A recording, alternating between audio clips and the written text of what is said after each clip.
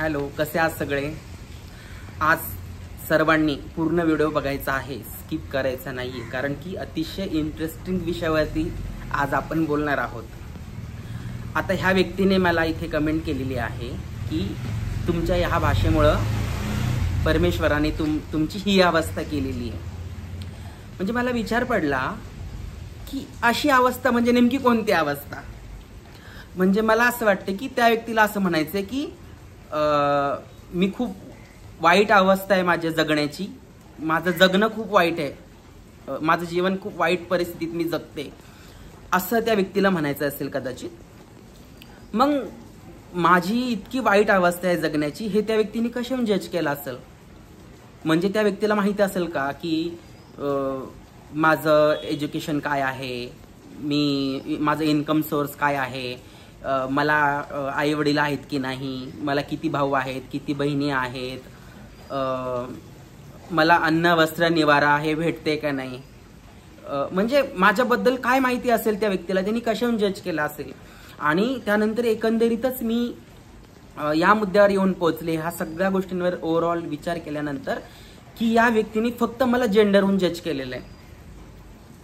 म्हणजे जेंडरवरून आपण कोण सुखी आहे आणि कोण दुखी आहे हे ठरवू शकतो का? म्हणजे जेंडरवरून सुखाचे निकष ठरू शकतात का? नेमकं सुखाचे निकष काय आहेत? मग जर मी ट्रान्स फिमेल आहे आणि माझी जर वाईट अवस्था आहे असं तुम्हाला वाटतंय, तर मग चांगली अवस्था कोणत्या जेंडरची आहे? म्हणजे पुरुष जर असलं तर अतिशय चांगलं, म्हणजे पुरुष असला म्हणजे तो खूप सुखी आहे असं निकष आहे का? मग ती महिला आहे आणि ती खूप सुखी आहे असं आहे का? तर ऍक्च्युली काय माहितीये का की इथे मला एक कळालं की इथे तुमचा अभ्यास कमी पडतोय. आता हे बघा, कुणीही आईच्या पोटातून कोणत्या गोष्टी शिकून येत नसतं. आपण जन्म झाल्यापासून आपण प्रत्येक गोष्ट शिकत असतो. मीही जन्म झाल्यापासून प्रत्येक गोष्ट शिकत गेले हळूहळू. आणि आताही जर मला कधी काय वाटलं ना की बाबा ह्या विषय मला ज्ञान नाहीये किंवा ह्या विषयावरती मला बोलायचं, हा विषय मला माहिती नाही, तर मी स्टडी करते. मग मला एक वाटतं की तुमच्याकडे सगळ्या सुविधा असताना तुम्ही एखाद्या गोष्टीचा स्टडी केलं पाहिजे. जर तुम्हाला माहित नाही तर तुम्ही स्टडी केलं पाहिजे. जुन्या काळात कसं होतं माहितीये का? जुन्या काळामध्ये साधनं नव्हती, लोकांपर्यंत पोहोचण्याची साधनं नव्हती. साधनं नसल्यामुळं जर एखाद्याने ज्या गोष्टी तोंडाने सांगितल्या जायच्या आणि कानाने ऐकल्या जायच्या त्यावरच लोक विश्वास ठेवायचे. मग ती गोष्ट खरी असेल किंवा खोटी असेल, आणि त्याच गोष्टी पुढे पुढे फॉरवर्ड होत गेल्या. मग तृतीयपंथी यांच्या बाबतीमध्ये सुद्धा हेच झालेलं आहे की ज्या गोष्टी लोकांच्या कानोकानी ऐकल्या, लोकांनी तोंडाने सांगितल्या, ती छोटीशी गोष्ट असेल ती मोठी करून सांगितल्या गेली, आणि ह्या चुकीच्या जी इन्फॉर्मेशन आहे ती फॉरवर्ड होत पुढे पुढे गेली. आता त्या माणसानी असं म्हणलं की तुझी अशी अवस्था देवाने केली. तर सगळ्यात महत्वाचा एक मुद्दा तुम्ही ते लक्षात घ्या, देवाला इथे दोष देण्याचं काहीच कारण नाहीये. कारण की बायोलॉजिकली मी मुलगा होते, माझा जेव्हा जन्म झाला ना बायोलॉजिकली, तर मी मुलगा होते, पण मी नव्हते हॅप्पी.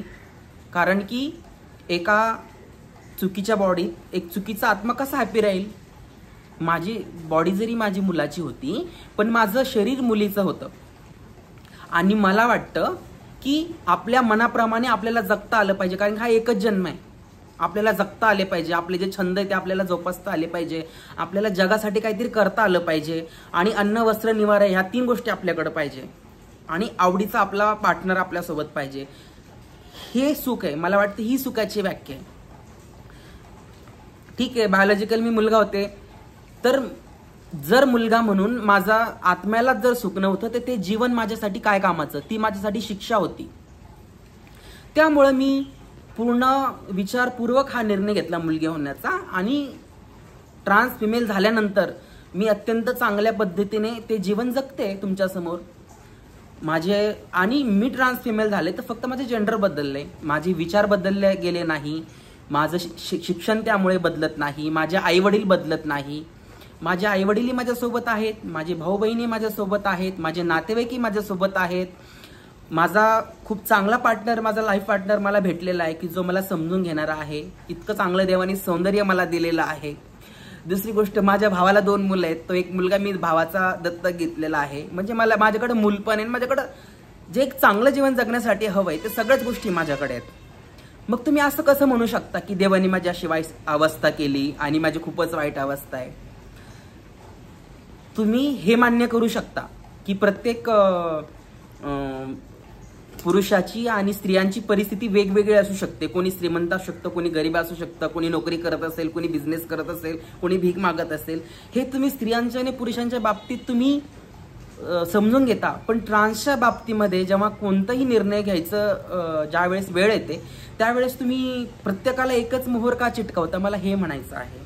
तर सुखाची व्याख्या बाई किंवा पुरुष असणं किंवा ट्रान्स असणं नाहीये. आपण कशामध्ये सुखी आहोत, आपण कशासोबत सुखी आहोत, ते खरं सुख आहे.